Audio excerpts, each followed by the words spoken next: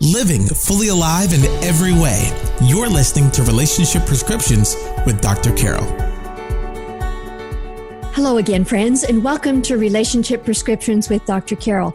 So glad to every week bring you these conversations with people who have experienced challenges, who have seen God intervene in their lives, who have expertise to share in our transformation journey to experience the kind of life that God wants for each one of us. Today is no exception.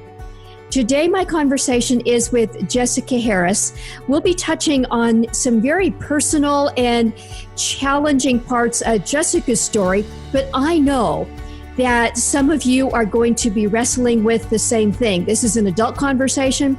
Jessica is going to be talking about her struggle with pornography, the journey that Jesus walked with her through in overcoming that, what that it means for her life now, her recent marriage, and a whole lot more.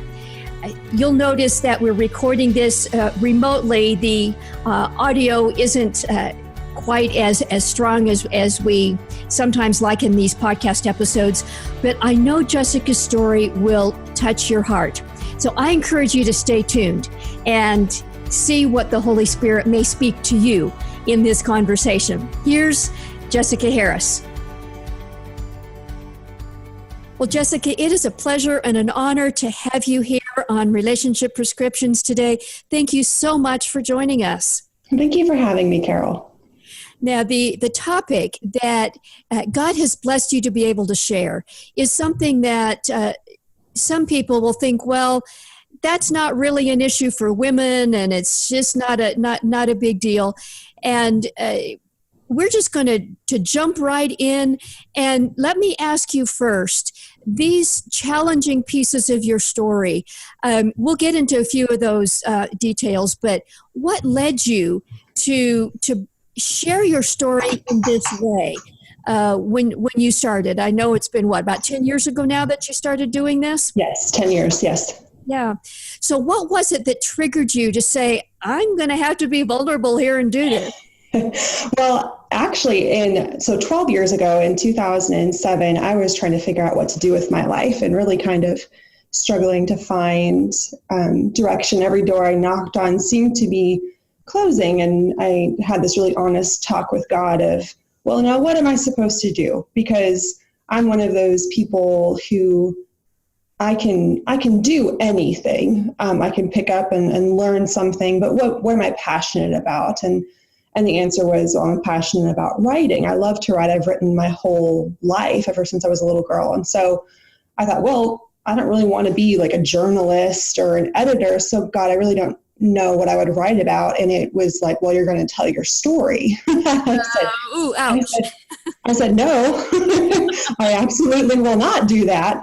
So it was 2 years of kind of kicking against this idea. And I said, I do not want to be this person. I do not want to be the woman who goes down in history as like the girl who watched porn. That's not what I want people to know me for. I never want anyone to know this part of my story. Like, I want to move on with my life and not have this be following me everywhere. And I was reading in early 2009, I was reading in Esther. And when Mordecai is telling Esther, listen, you need to go before the king. You need to tell him what's going on. You need to save us, save the Jewish people. She doesn't want to. And Mordecai's response to her is like, do not fool yourself in believing that you can save yourself. If God doesn't use you to rescue us, salvation will come from somewhere else and you will not be spared. And that kind of hit me like a ton of bricks almost of, don't think you're going to get through life without someone finding out about this. And you know full well, Jessica, that there are other women out there. You are not alone. And you can keep silent if, you can save your own skin and God will use someone else. But this was supposed to be yours. This was supposed to be what you did. You were supposed to be the voice. You were supposed to be the one who did this. And you will not come out unscathed if God has to go through and kind of use somebody else to do this. And so it was a really challenging moment of kind of, fine. And so I started my website and I tried to be all anonymous. And within 6 months, I had people asking me to come speak. Well, you can't really be anonymous and be a speaker. So I had to wrestle with that and really kind of come to my own realization of I really wasn't alone. I still, even up to that point, had felt very much alone. But I started to see I'm not alone. And then I struggled even with sharing my story for a couple of years and said, God, I don't want this to be my life. And had one event where it sold out. The women just were sitting on the floor and standing against the wall to hear me talk about women struggling with lust. And I remember thinking, I can't leave these people. Like it almost felt like it became a mission field for me of, I know they're here and I know how they can get out, and how can I move on with my life and pretend that they don't exist? I can't do that. And so it really just was a journey. Yes, certainly. And you illustrate so well a principle that I believe God uses often, and that is the things he brings us through are often the very thing that he then uses to minister to others. And you are certainly a wonderful example of that. And let me just have you take a moment and address what you have already alluded to. People, quotes out there, whoever they are, can often get the idea that pornography is an issue for men, but not so much for women. And challenge that. Tell us what you've experienced that goes against that stereotype. Right. So in 2003, that was the first time that women struggling with pornography entered the church's radar. It was a survey done by Today's Christian Women, and 34% of the survey respondents, female readers of the magazine, admitted to having a porn addiction. 34%. And that was in 2003. That's not just an occasional running across it. Right. Wow. And so we're 16 years later.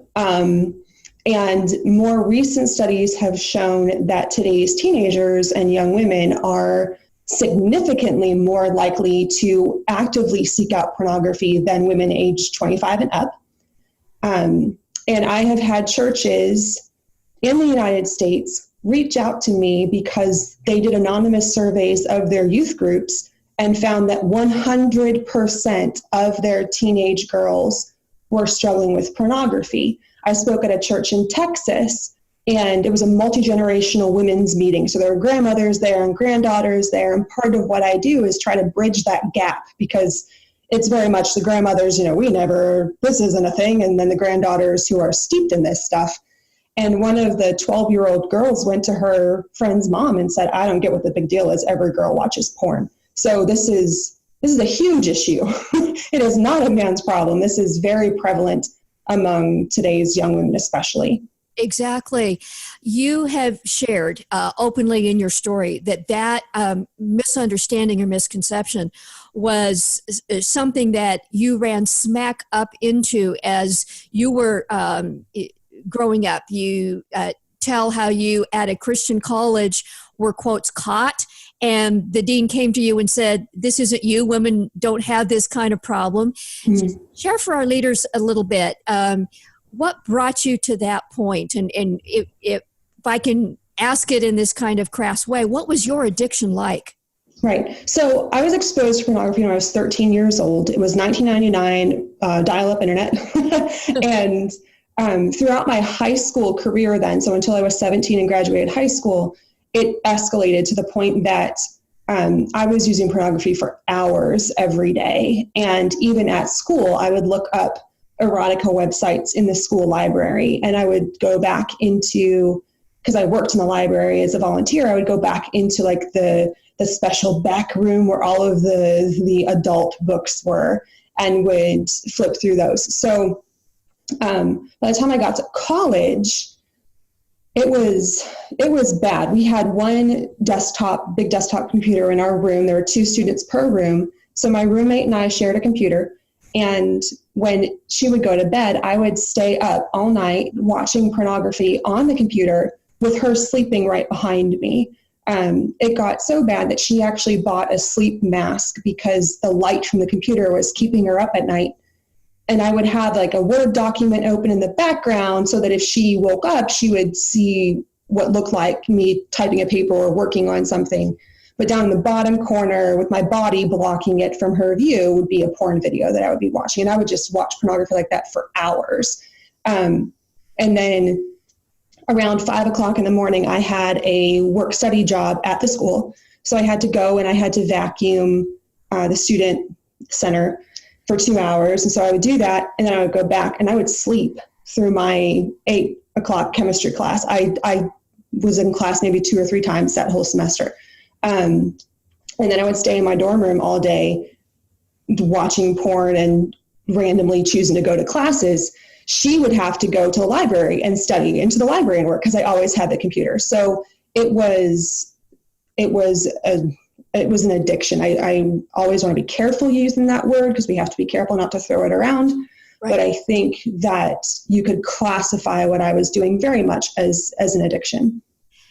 For those who may still be wondering and not certain, and that may be a minority of our audience, but just so that people hear it in your words, what's wrong with porn? What's the problem? Oh, that's a half hour. That's a half hour seminar in itself. I tell people the main problem with pornography is, of course, it violates what God wants out of sex, but it also violates God's view of of humanity and a view of relationship. So if we are created in the image of God, and we have souls and we have this part of us that just makes us human, and that's what we relate to each other with. Pornography strips all of that away and turns us into bodies and just physical bodies used for each other's pleasure. It turns people who are priceless in God's eyes and who have been created in his image, and it turns them into commodities, and it takes the most intimate act that can connect two people, and it cheapens it, and it makes it for free, and you can just click through it, and there's no commitment, there's no relationship. And so it just flips what God intends relationship and intimacy to look like. It just flips it all on its head. And that's not what it's supposed to be like. And you've described, even in your own personal experience, it became something that was keeping you from the kinds of success that you had imagined. It was keeping you from schoolwork. It was keeping you from relationships. It was isolating you in all kinds of ways. Right. And I think pornography by its very nature is isolating. It doesn't drive you to community, It's not even something that people who watch pornography and who are okay with it, they don't exactly sit down and have porn parties. You don't go and hang out with your friends to watch porn. Like, that's something that even people who support it and who advocate for it, they do it by themselves. It's an isolating thing. And for me, I grew up in a very religious home. I grew up in a very conservative church. So there was this added shame and isolation in that culture, even of, man, if anyone finds this out, I'm going to be shunned for the rest of my life. So no one can ever know this, and I can never tell anybody this. And so there's shame, and there's isolation, and there's this feeling of, especially as a woman, I think, of trying to pretend like it's not a thing. Like, I'm going to overachieve in all the other areas of my life so that no one wonders if anything's wrong with me. Growing up in a religious home didn't keep you from this. And you've mentioned currently kids, even in youth group and Christian schools now, are saying it's everywhere. When you talk about how you came to know Jesus, you grew up religious but didn't know him, then you came to know Jesus. But even at that point, your porn use didn't stop. Talk about the misunderstanding that some people may have, that if you just find Jesus, everything's going to be magically okay. Right.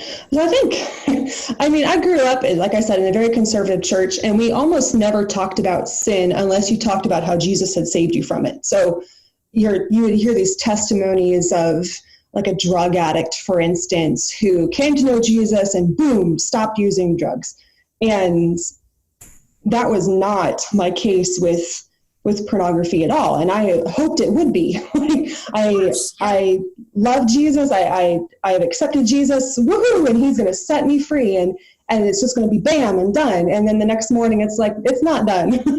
And so it just very much felt like, okay, have I been sold the wrong Jesus here? Like, have I been given the wrong line, and not understanding that there is very much a neurological component of these kinds of things. And so if I had, which I did, in my formative years, so from 13 to 17, had learned to turn to porn as a coping mechanism for basically everything. It was how I just went through life. It was how I escaped pain. It was how I processed things. It was how I ignored things. Like, pornography was my crutch. It's what I leaned on. I didn't know how to turn to anything else. So the next morning, after I've come to know Jesus as my Savior, the next morning when I'm needing something, I don't have, I guess, the spiritual muscle, you could say, to lean anywhere else. And it was very much, it shocked me. And then I thought, oh, I'm not good enough. I'm horrible at this Christian thing. Like, and I think a lot of people don't realize that there is very much an honest to goodness physiological connection that you can develop to pornography, that yes, Jesus is the answer, and Jesus is our Savior, and Jesus sets us free. But, it's just like coming to know Jesus doesn't make you lose 60 pounds. Like, it still takes work. You still have to make right choices, and you still have to make right decisions. He doesn't completely disconnect your brain and give you a new one. Like, you've still got to work through that reprogramming and that learning to choose differently. And that takes time, and that's okay. He gives you the strength to do that. But I didn't hear that when I was a new Christian. It was very much like, well, if you didn't stop, then you don't really love Jesus. And I did. I just didn't know how to love Jesus and stop. Right. I so appreciate you talking about that, Jessica. The physician part of me, I see this in other kinds of contexts too. And I think many of us have separated the physical, emotional, and spiritual parts of our lives into compartments, and magically think that it only takes, you only pray and only believe in Jesus and all the other parts are going to be okay.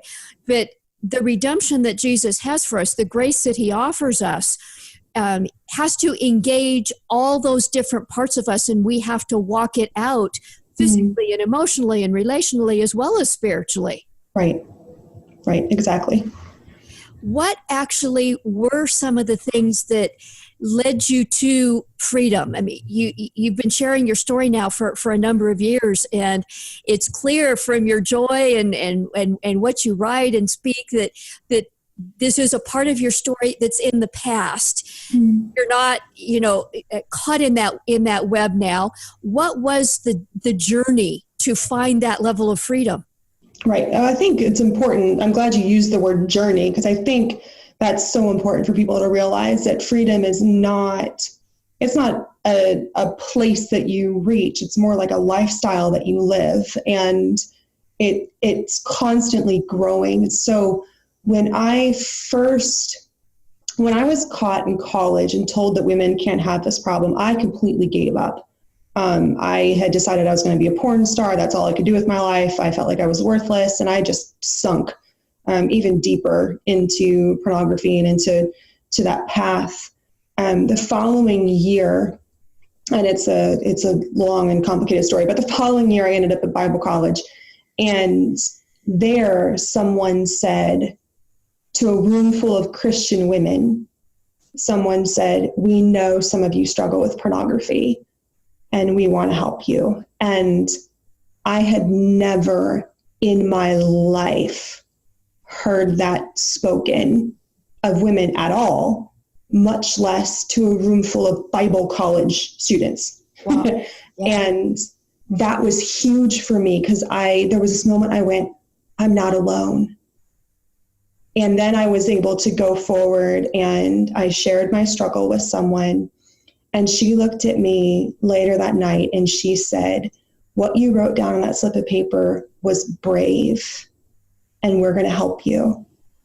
And that was the start of my journey of freedom. It took probably, I tell people, almost 2 years of weekly discipleship meetings, accountability meetings, specifically focused on pornography. But I also had a team of women around me in that time who were more concerned with my identity.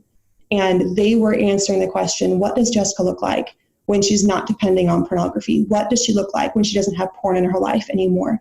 Because when you've become dependent on something, you can't just rip that away.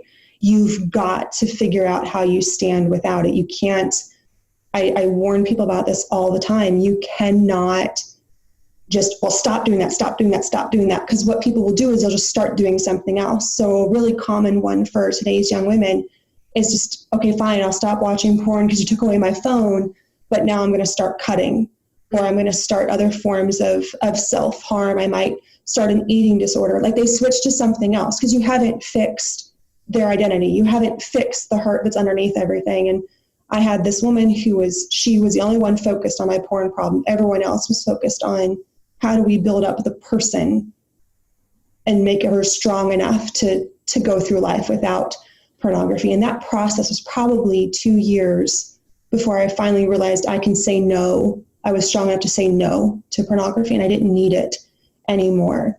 That does not mean I've never looked at it again. I caution people about that all the time. I still, on and off throughout the years, have struggled. When I first got a smartphone, that was a bad idea. When I first got a laptop computer, realized that was a bad idea. So there have been moments of struggle still throughout those years. It's been 15 years since I was in that meeting where they said women struggle with this. But it's still, freedom is very much a journey. I just recently got married, and that's like another level, the preparation for that. And I went to counseling for the first time. I wish I would have gone to counseling years ago, but I was raised in a Christian environment that said you didn't need it. You only needed Jesus. And so I went and saw a Christian counselor right before I got married, and she helped me realize that to stop viewing my past solely as sin and addiction and to start viewing it as trauma, because yes, I was choosing to watch pornography, but not realizing that pornography was also traumatizing me. And so there was a level of freedom needed from sexual trauma then. And so there's just levels and there's layers, and you're free from pornography, and you got to work on the shame and what it looks like to break free from shame and feel free to love other people and feel free to be loved by other people. And I'm still learning that my husband loves me unconditionally. Like I still struggle with that and still struggle with believing that he actually accepts me as I am, and that he's not secretly harboring bitterness and frustration for ways that I've fallen. And so I think it's important to realize that it is very much a journey, and I've realized it's going to be one that I'm on for the rest of my life. And freedom's about just taking the next step in victory and recognizing where the lies are and going, that's not grace talking, that's shame, and learning how to find grace. I appreciate you sharing so vulnerably about that. And I think each of us, in whatever our challenge is, have to keep walking. And it doesn't mean that when you face one of these new challenges that the work God has done in you and that you have walked through with God in the past is meaningless. Mm-hmm. He has done a good work in you. I know I was in the middle, it wasn't pornography, it was other stuff, but I was in the middle of a huge mess when I was a young woman in my 30s. And although I don't feel bound there, the things that I have in place in my life to keep me in that lifestyle are still super important. And thanks for talking about the Christian walk that way, because it's not just one and done. This is new layers that God brings to us all the time. Mm-hmm. Right. You mentioned, Jessica, that you have gotten married, and thanks for bringing that up. And I understand it was just about 6 months ago or so. 7, yes. 7, just still a newlywed in that sense. I was reading one of the articles that you wrote recently, and I was touched by something that you wrote there, and you said that your history of porn use was not the biggest challenge in coming to a relationship with your husband around sexuality, that some of the Christian messages had been much harder to overcome in your relationship. I thought that was very insightful. And talk a bit about that for a minute, if you would. Right. So like I said before, I was raised in a very conservative Christian church, and the only messages that we had around sex at all were basically don't do it. And this overarching idea that women were almost in a way toxic to men. That before marriage, we were like the arch enemy. And then after marriage, we were like the housewife, and this idea that men just don't have any self-control. So our dress as women was very strictly regulated, even in the church. And they wouldn't necessarily kick you out of the church if you walked in wearing something that they didn't approve of, but you would get looks. You would get the condescending kind of stare down the end of the nose. We women always had to be covered up in very loose-fitting clothes. I occasionally would go to school at a public high school in my mother's clothing because it was baggy and loose-fitting, sweatpants, things like that. So you just almost learn to be afraid of your body as a woman and to view it as like this horrible thing that, if a man looks at it the wrong way, like he's going to take advantage of you. So it changes your view of men too, because if you see my bra strap and you can't keep your head in the right place, then, you're some kind of like, how am I supposed to interact with men if I have to be constantly afraid of triggering them and constantly afraid of causing them to stumble? My husband has a remarkable amount of self-control. We got married in our 30s. He was 33, I was 32, and actually he was 34. But he was 34, I was 32, and this is our first marriage for both of us, and neither of us had been in a sexual relationship before. And in our dating, I said, I don't want to kiss you because I don't trust myself. So we didn't kiss. And we were very careful about just being respectful of each other's boundaries and not putting each other in compromising situations. Then after we got married, he still had that same level of self-control. And part of the reason I had gone to therapy before marriage was I was terrified that essentially I would never be able to tell my husband no, because we were taught growing up that like rape in marriage isn't a real thing. Like your body is your husband's, he can have you whenever he wants. And if you really love him, you'll give yourself to him. Like that's what marriage is. And my husband's not like that at all. He's got a great amount of self-control and love and restraint. And that confused me so much because I thought I was waiting for the monster to come out almost. Like I love him dearly and he's an amazing man, but I was waiting for the monster and there isn't one. And so I kind of got mad at my church of going, you're painting men as these hostile, unable to control themselves people. And then some of them are just fantastic, God-honoring, loving, gentle people like my husband. And they're kind of getting painted in this broad stroke of being these sexual monsters, and they're not. Wow.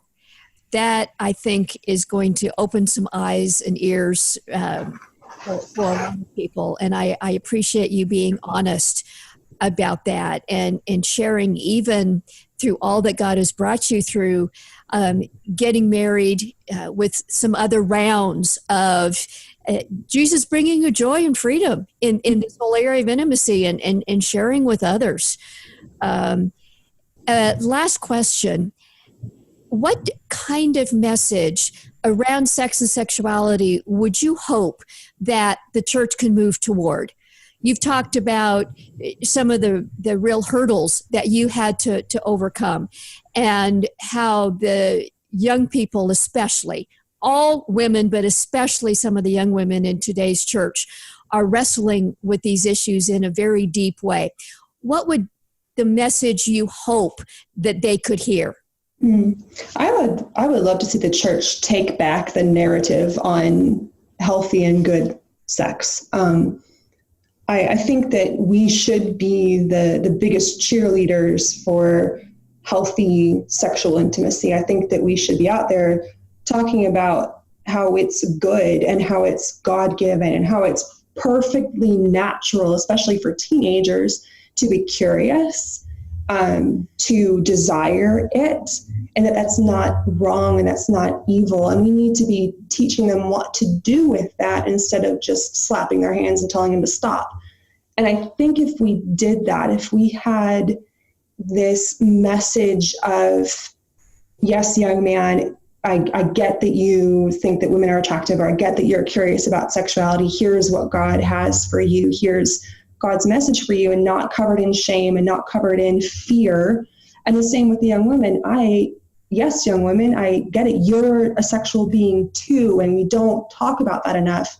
Women are sexual beings. The only time that we talk about women being sexual beings is when we're talking about the negative, like, the prostitutes, But there are plenty of godly teenage girls who desire sex, and they don't know what to do with that because we don't have a narrative for them in the church. We're just telling them to stop desiring it, and you can't tell them to stop desiring it. You have to teach them what to do with that. And so I think we need to take back that narrative of like, oh yeah, sex is great and it is good, and this is how it's truly meant to be, and teach people respect, teach young women respect of their own bodies, and teach young men to respect women and respect themselves. So they don't have to be these out of control people, and just bring sex back to what it's supposed to be. And in the Bible, it talks about it being, it likens it to God's love for the church. Like, this is a powerful and profound and holy thing. And we're in the church, we're guilty of making it sound like it's this terrible, horrible thing, and that it's dangerous and that you shouldn't do it. And that's not God's message of it at all. And his desire of purity is about relationship with him and having a right relationship with him. And from that comes this ability to have this healthy and amazing relationship with another person. And so I think that if we just took back that narrative of godly, healthy sex, and we're honest with today's teenagers instead of pretending like they don't know what sex is, and we're honest with women about how they have sex drives too, and that's okay. Or even we have to even start having answers for people who are victims of abuse and trauma.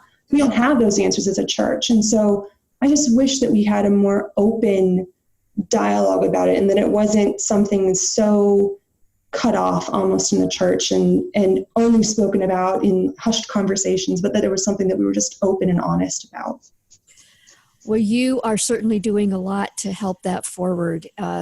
You've written a couple books, and you've got a website, and you speak. If this conversation has intrigued someone, how can they find you? How can they connect with you and your books and so on? Right. So I have two books right now. The first is Beggar's Daughter, and it's my memoir. And the second is Love Done Right Reflections, which is a devotion geared towards teenage and college age girls. And it's about finding healthy love in a world full of counterfeits. But if you want to get in contact with me, my website is beggarsdaughter.com. And that's my blog, and everything is on there. There's a contact page. There's information about speaking, and everything like that is there on the blog, beggarsdaughter.com. Oh, awesome, Jessica. And we'll make sure those links are in the show notes for this episode as well. So if you are listening and want to just click directly, just go to the show notes for this episode, and you can find those ways to connect with Jessica. Jessica, thank you so much for being here today. You have blessed us all, and God bless you and your ministry. Thank you, Carol. Wow, there were moments in that conversation where I found myself not far away from tears in hearing Jessica's story. And I hope that encouraged you as well. Whether or not pornography is your challenge, Jessica's story illustrates that There is nothing too big for God to come and intervene. Grace is big enough. If you are interested in connecting with Jessica, you can visit her website, beggarsdaughter.com. Check out her books, Beggar's Daughter and Love Done Right. We'll make sure the links to all of that are in the show notes for this episode. And I know that will bless you. I'd love to hear from you. Feel free to leave me a comment on the podcast page on our website and share this on social media. Tell your friends about Relationship Prescriptions. That would mean a lot to me. And until next time, may God bless you.